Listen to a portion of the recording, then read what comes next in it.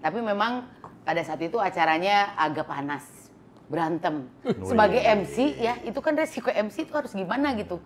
Dulu ingat banget tuh, yang stop. Saya bisa-bisa saya ditenggelan pada saat itu ya.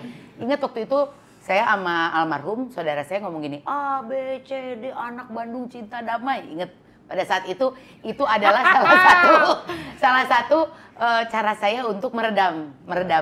Ngaruh? Ya enggak. Tetap ribut. Tetaplah masih ada ribut.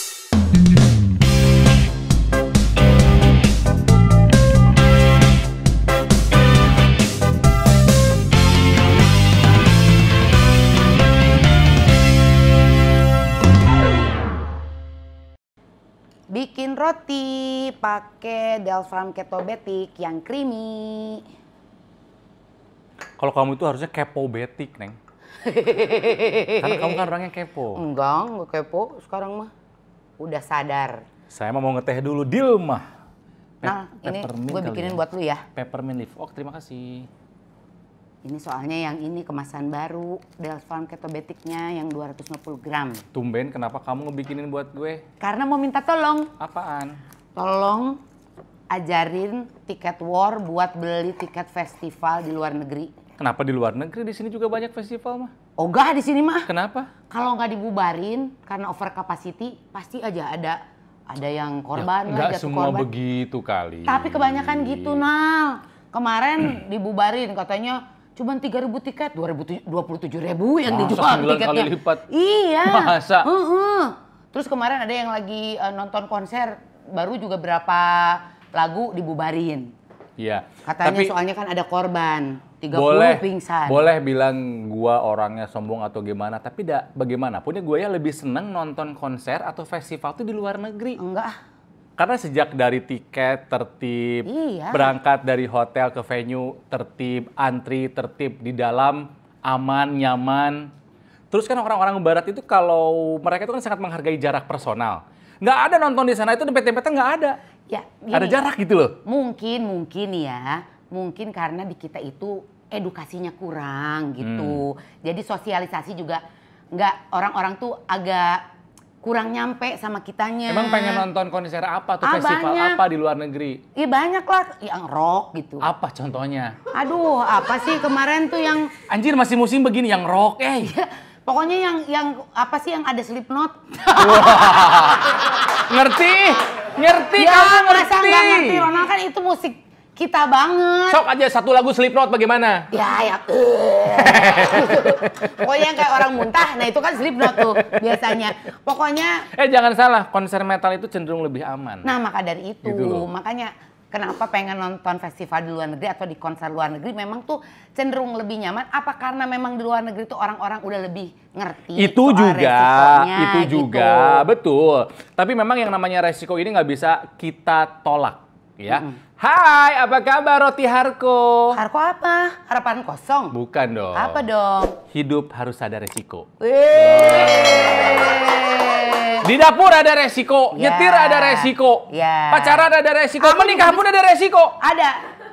Memang ada, Oh, iya. memang. Aku juga ada. Apa? Hai Roti Regi. Kenapa sih nggak mau kalah? Apa Roti Regi? Ronald Tiker resiko tinggi.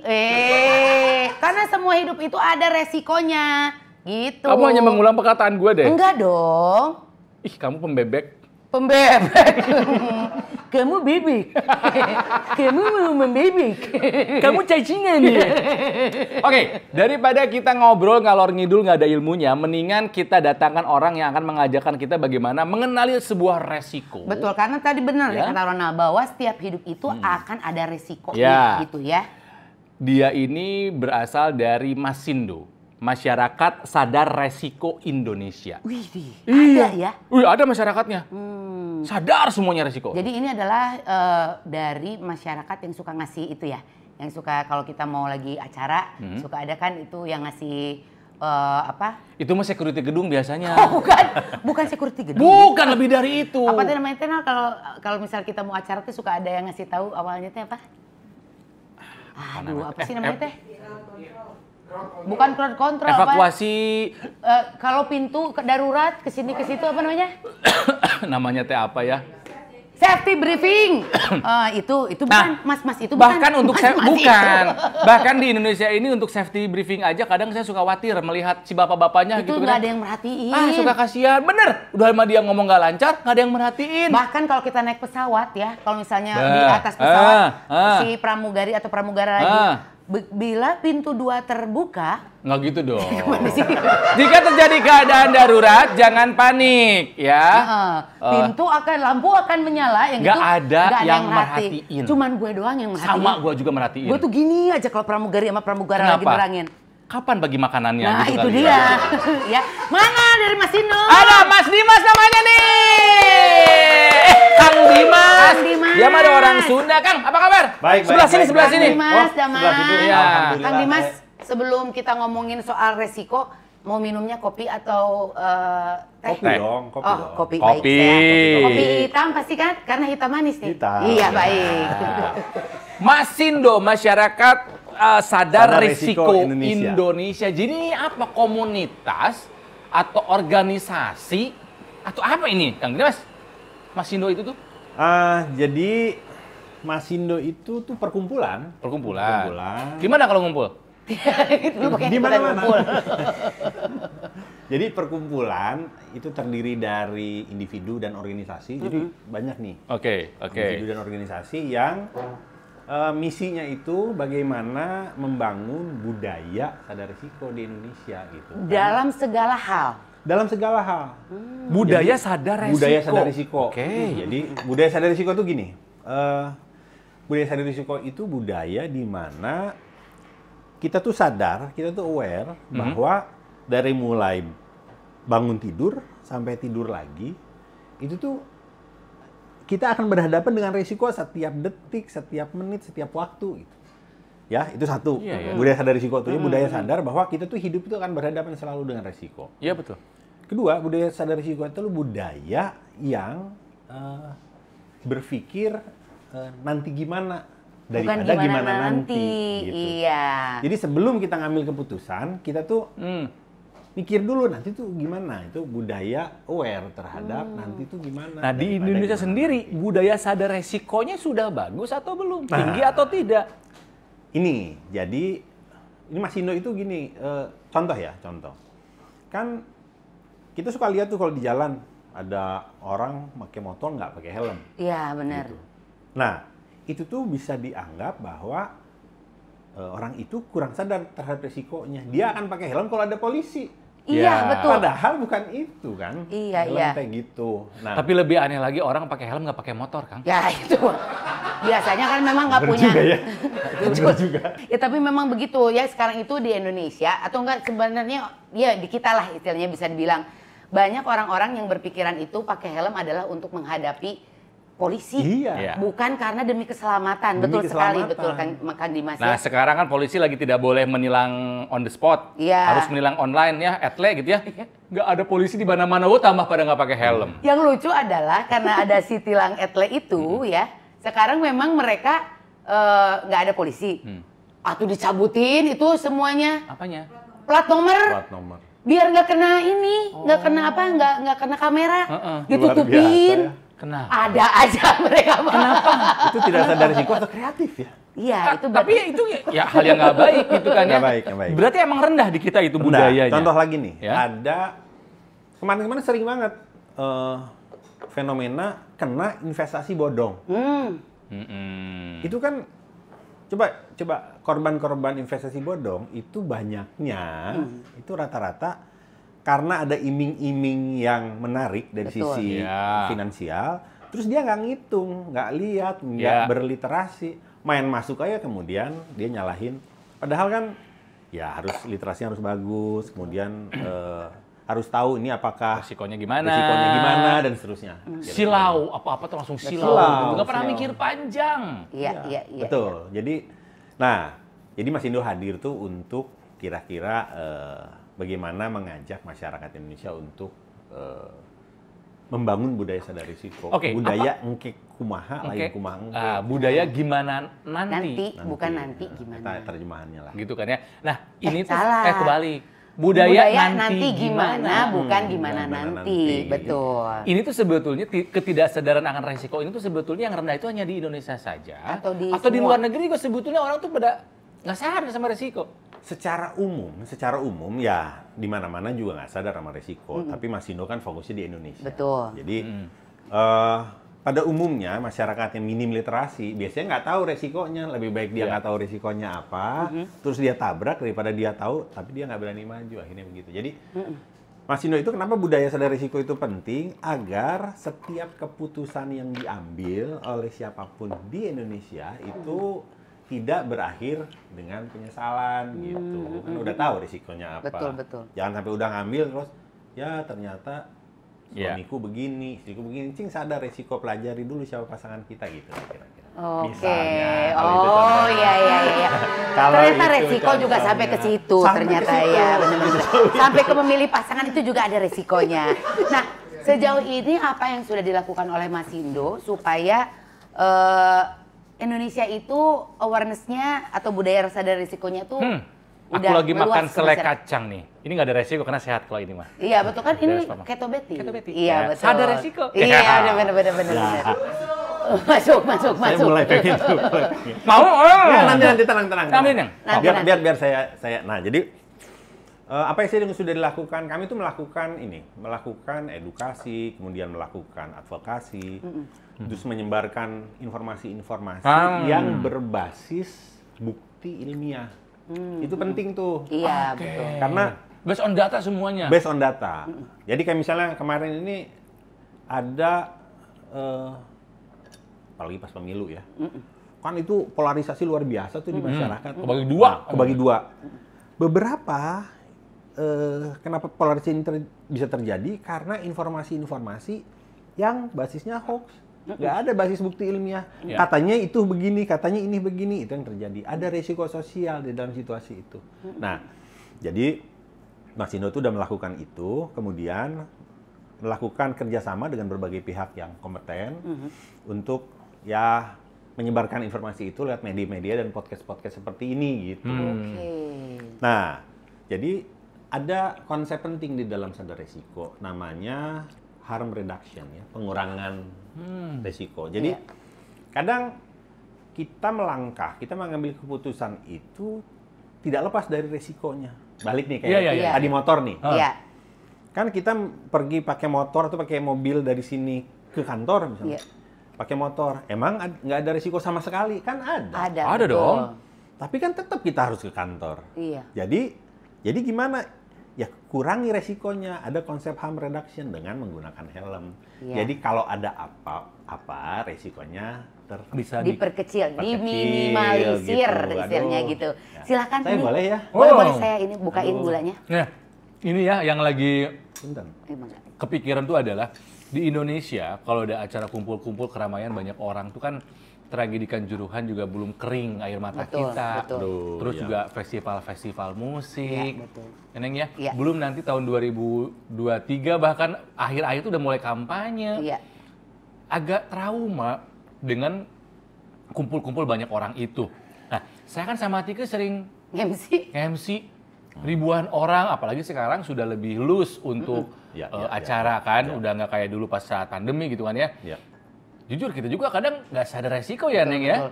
Dulu aku pernah ingat banget pernah nih nge-MC di satu acara di Bandung, ingat banget.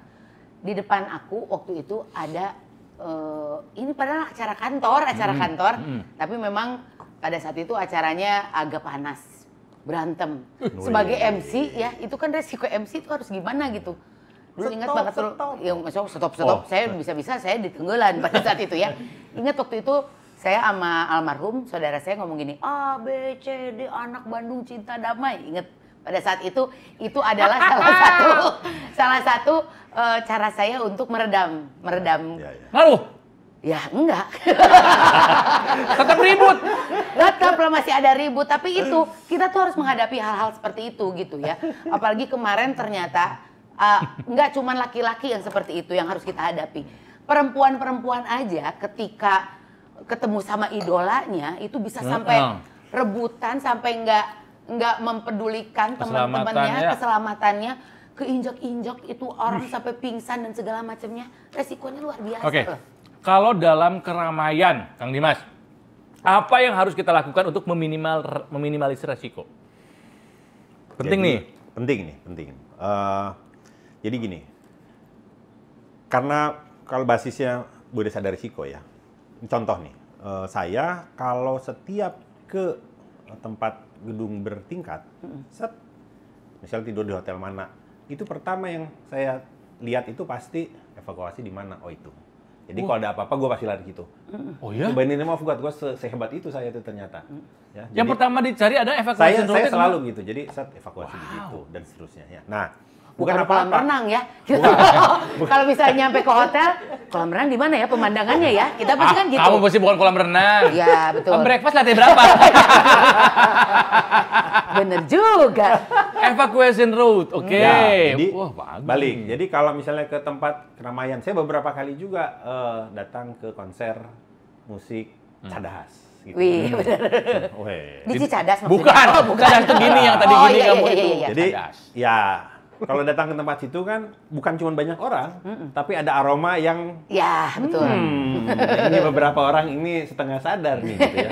Jadi, nah karena saya lihat situasi itu, ya pasti kan di mana tempat evakuasi, terus di mana ya kalau sampai berantem apa yang harus saya lakukan gitu ya. Iya. Nah sekarang kalau ada fenomena COVID seperti sekarang, kerapatan itu juga kan menjadi resiko tersendiri gitu. Jadi mungkin ya jangan terlalu masuk dalam kerumunan terlalu jauh lah karena dan ya jangan panik. Jangan panik. Itu yang mungkin paling penting. Jadi kalau terjadi sesuatu ya apalagi kita udah prepare dari awal ya jangan panik gitu. Ya. Nah, terakhir mungkin dalam konteks atau dalam rangka pandemik nih.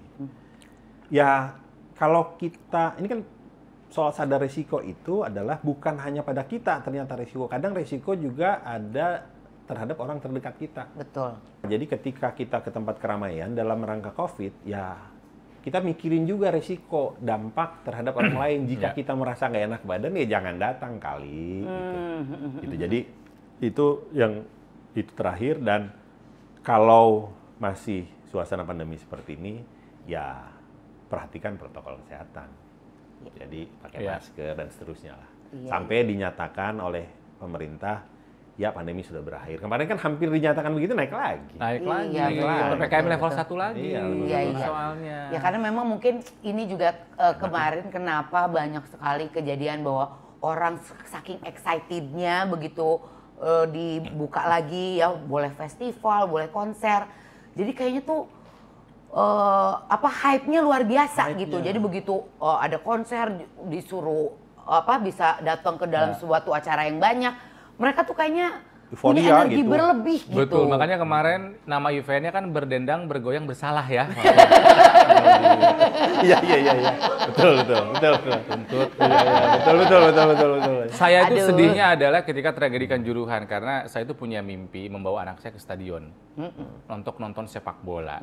Tapi dengan ada tragedi Kanjuruhan, saya meriset ulang lagi keinginan itu. Saya tidak tahu sampai kapan Indonesia bisa nyaman dan aman untuk bawa anak-anak. Karena harusnya acara sepak bola, acara olahraga itu adalah family time. Iya. Fun. Ya, gitu loh. Iya, dan kenapa juga kita pengen membicarakan soal sadar risiko ini, karena kita juga tidak mau hidup dalam ketakutan terus kan ya. Kita nggak mau gitu bahwa ada peristiwa ini, ada kejadian ini membuat kita jadi di rumah terus gitu kan. Benar nggak sih, Nal? Saya mau sharing sedikit nih, Kang Dimas sebagai ahli yang tentang risiko ya. Saya di rumah, di ruang tamu, itu ada satu lemari isinya survival bag. Kalau terjadi bencana alam, saya tidak akan cari benda apa-apa. Semuanya sudah ada di situ. Iya. Jadi sudah ada bahan makanan, baju ganti, obat-obatan, lampu senter, garam, pisau. Canggih. Betul. Termasuk ijazah. Ijazah teh penting. Iya, betul. Betul. Jadi kalau misalnya amit-amit ya Allah terjadi gempa, terjadi tsunami atau apa, saya pernah mencoba latihan evakuasi diri hanya dalam waktu 3 menit dengan mobil-mobil udah bisa keluar. Mobil semua menghadap mobil-mobilan. Mobilnya. Maksudnya saya turun dari kamar, ceklek buka, masukin ransel. Udah disimulasi. Mantap. Buka pintu, jos. Sebetulnya buka dikit kalau jos itu. Buka dikit ya. Sampai ke mobil keluar 3 menit udah bisa saya. Karena mobil menghadap keluar semua, kunci selalu nempel di akses keluar. Ya, betul. Apakah itu cara yang seperti Kang Dimas inginkan? Betul. Bahkan risiko. kalau di luar negeri, di beberapa titik, terutama Jepang ya, negara yang sangat sadar. Sering banget gempa. Jadi itu memang titik evakuasi di mana ketika terjadi tsunami dan seterusnya. Sains-sains itu sudah dibiasakan sejak dini gitu. Makanya saya agak nggak setuju ketika kemarin misalnya untuk kasus resesi saja. 2023 itu kan dikasih tahu bakal resesi. Sebenarnya bukan mau nakut-nakutin, tapi kita prepare apa yang harus kita lakukan ketika terjadi resesi. Bukan untuk kita diam-diam di rumah dan sama sekali tidak melakukan konsumsi misalnya. Gitu. Tapi ya konsumsi ya berhematlah atau kreatif untuk mencari sumber-sumber penghasilan lain untuk supaya kita bisa spending lebih misalnya gitu. Resiko resesi di tahun 2023 memang ada. Pengen tahu bagaimana jawabannya? Boleh ditonton episode Pak Faisal Basri di ROTV ini. Bisa masuk lagi itu. Supaya kita tahu bagaimana menghadapi resiko dengan cara yang tepat gitu. Tapi betul ya, segala macam ternyata memang ada resikonya seperti yang dibilang sama Kang Dimas ini ya. Ekonomi ada gitu ya. Tadi juga bencana juga ada. Ronald sampai pakai harus simulasi dan segala macamnya, karena saya juga pernah ngalamin gitu. Nah, tepatnya bukan saya sih sebenarnya, waktu lagi mau ada acara itu ya Wi ya, lagi mau ada manggung dulu di salah satu gedung di Kuningan. Saya mau ada musical sama Ivan Gunawan, anak-anak ada di lantai 17 di suatu apartemen. Kemudian ada gempa besar. Itu what did you do? Saya mah lagi ada di gedung, lagi latihan. Tapi suami, anak-anak itu turun tangga dari atas ke bawah. Mereka sih siap ya, tapi ada orang-orang yang tetap bertahan di kamarnya karena saking nggak tahu harus gimana. Iya. Gitu. Harus tidak terlatih, karena tidak terlatih. Itu. Harusnya gimana kalau di gedung? Ya, jadi memang itu. Jadi dari awal kita mesti apa resikonya. Iya. Kayak kalau ke atas gedung itu kan turun tangga kan? Iya. Berarti secepat mungkin untuk cari titik evakuasi kalau harus lari. Kalau nggak sempat lari, kalau gempa nih. Bawah meja. Atau cari ujung yang kolom.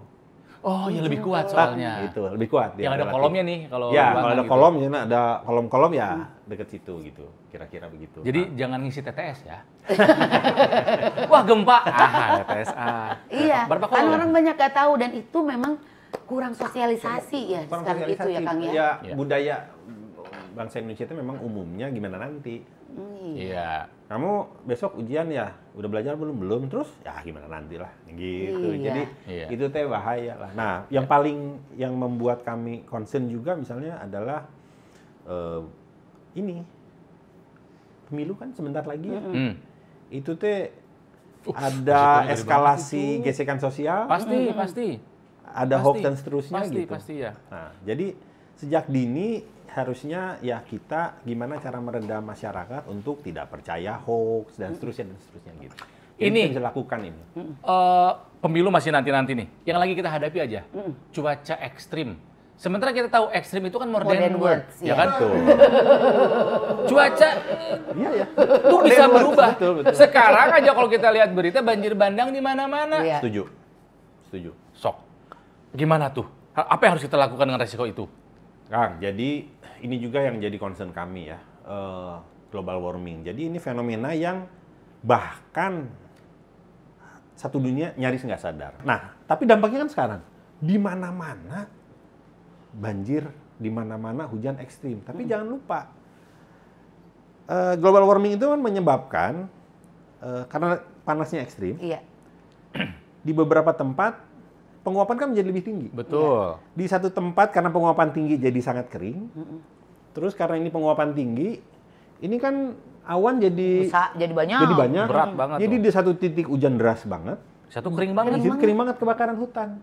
Jadi di trace di seluruh dunia sekarang, kalau nggak ini terjadi, banjir, longsor, dan seterusnya, kebakaran hutan. Dan yang mengerikan itu apa? Kalau dilihat dari data 5 tahun terakhir bahkan, itu yang namanya badai, topan, angin puting beliung di seluruh dunia meningkat. Kenapa? Karena energi badai itu permukaan air laut yang hangat ini adalah energi badai. Iya, naik ke atas. Jadi ketika cuaca semakin panas, mereka semakin punya energi untuk semakin kuat, semakin besar tenaganya. Jadi ini memang problem kita ya, problem kita. Nah, disitulah Mas Indro hadir. Untuk memberi awareness setidaknya generasi muda kita ya, generasi anak cucu kita. Mungkin kita udah nggak ada nanti gitu, tapi Mau kemana, Kang? ya mungkin ini juga. Saya kan dari sini kita pulang.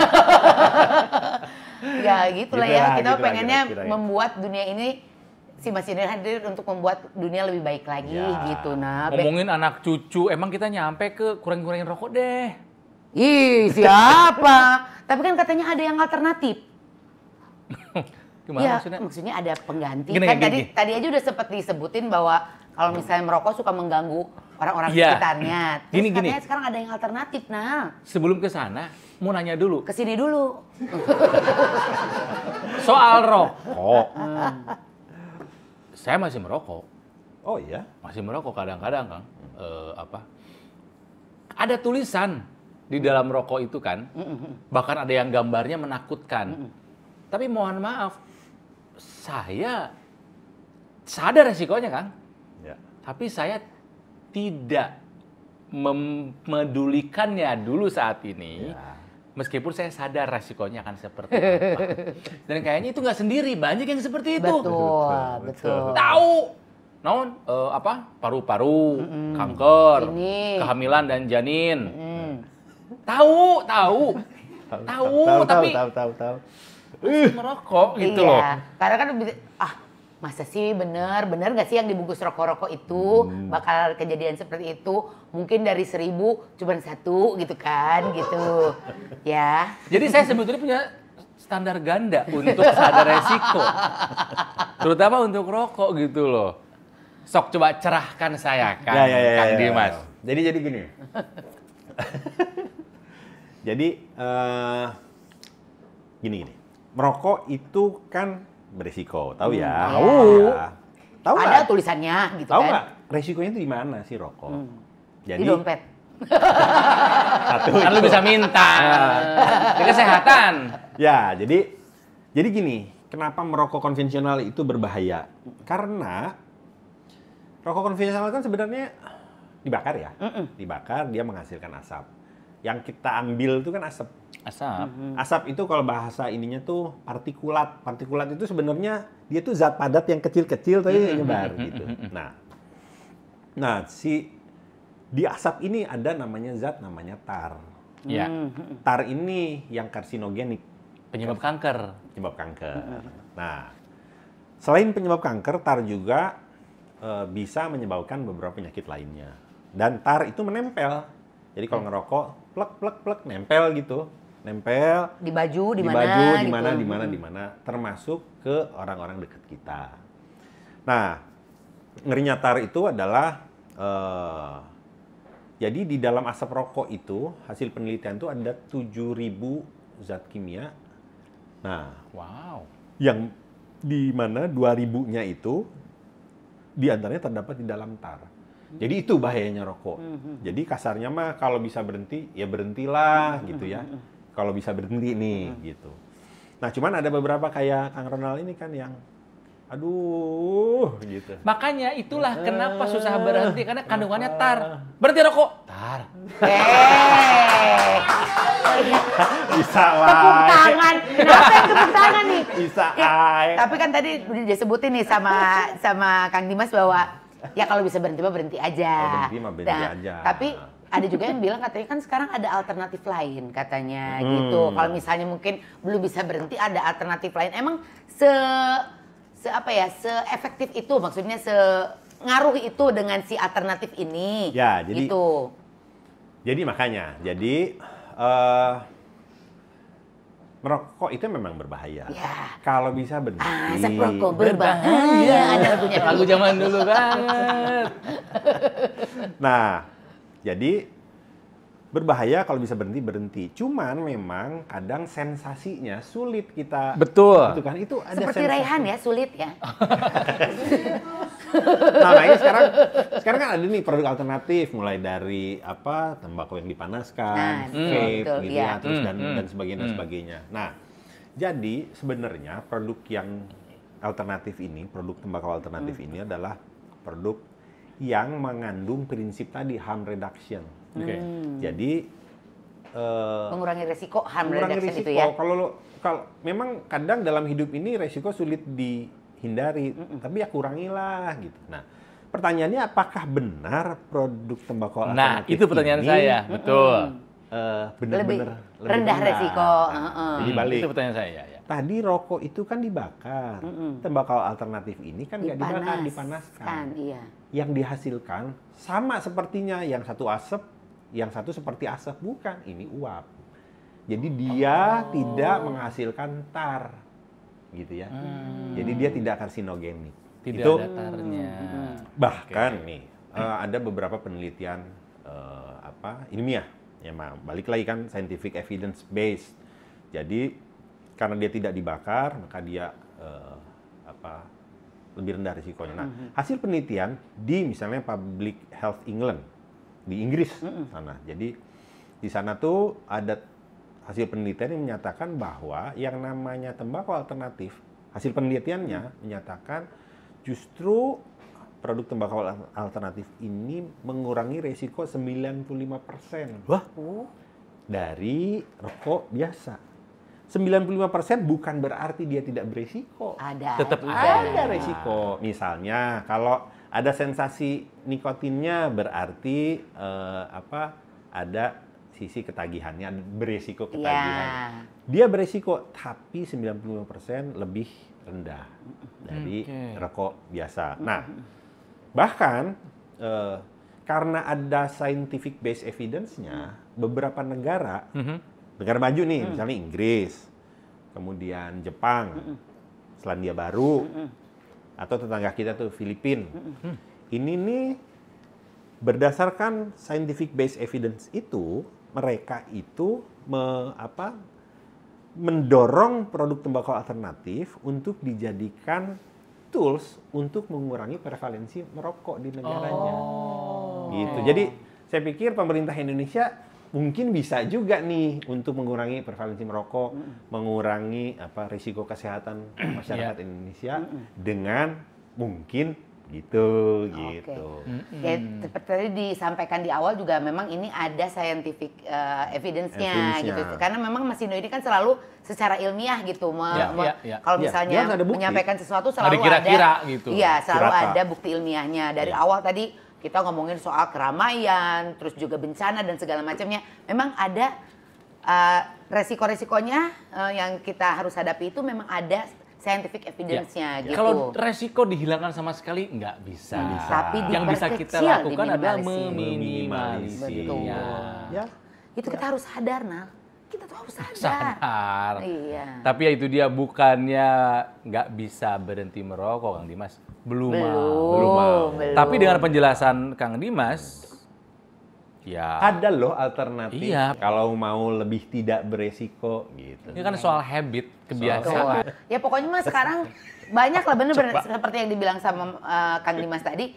Kita tuh kan sebenarnya ada semuanya itu ada pilihan ya. Kalau misalnya kita seneng manis-manis, kan ada pilihan yang lebih sehat. Contohnya gitu kan. apa, Neng?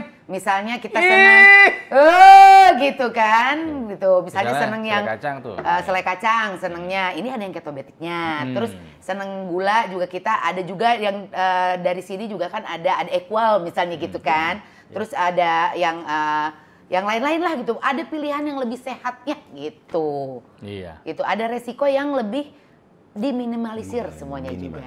Oke. Gitu. Ini harus lebih Kang? Digaung-gaungkan. Iya, supaya biar orang lebih sadar. Iya. Iya, makanya Roti TV tuh ngundang si Kang Dimas supaya ngasih tahu gitu bahwa hidup kita ini penuh dengan resiko. Betul. Gitu. Kang, makasih ya.